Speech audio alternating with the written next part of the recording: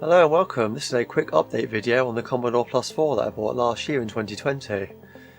And this will be first in the series of videos I'll be doing, just quick updates on things I've repaired in the past. So this is the Commodore Plus 4 here that I bought last year. Unfortunately I've got the black screen, sometimes it's purple. I'm doing some research, it would indicate that it could possibly be either the TED chip or the CPU. I did try the TED chip first already, that didn't work. I've not been able to find any CPU replacement yet, but it turns out that they're quite unreliable on the Commodore Plus 4 and the Commodore 16. They use the same CPU.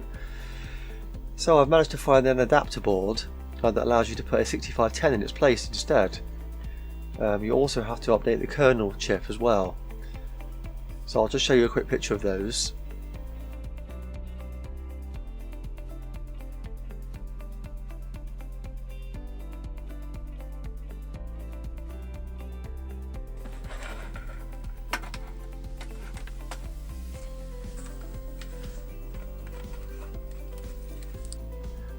Okay, now that they're fitted, let's turn it on and see if it works. Fingers crossed. That's if I've got the TV tuned to the right channel, but we'll see when I turn it on, because I haven't tried it yet at all, so this is the first. Still nothing, unfortunately. I'll try retuning it just in case. I'll do that off camera. Okay, as you can see, it's now working. Didn't need retuning. I tried retuning it, but it made no difference. And it turns out that the kernel chip replacement I was sent, along with that CPU socket replacement board, wasn't working. I've actually got the original kernel chip back in place, and it seems to be okay at the minute.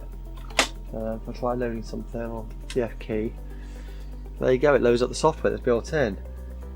So I clearly need to do a bit more research on what that kernel is actually for, because I've forgotten off the top of my head. So I'll contact the seller and see what he has to say about it. But I'm going to try again now quickly and see if that works.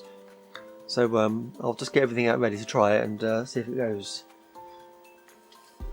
Well, there you go, it's working. I've just loaded up a game. Space Sweep and Invaders. I tried it out on the keyboard, it's working fine. So that's another retro computer saved. So the Commodore 6510 CPU will work in that adapter. That kernel chip basically enables the serial port to work again, so it'll work with the 6510 CPU. As I won't be using anything for the serial socket, it doesn't really affect me at the moment. But I'll contact the seller and see what he has to say about the kernel not working. So I guess that just about wraps up today's video. I'd love to see the Commodore Plus 4 working again after all these years. As I said in the last video, I think it was 1989 the last time I saw one. I'll try a few of these games out now and revisit some of those memories. Well, that's just about it for now, I suppose. So until next time, thank you for watching, and I'll be seeing you.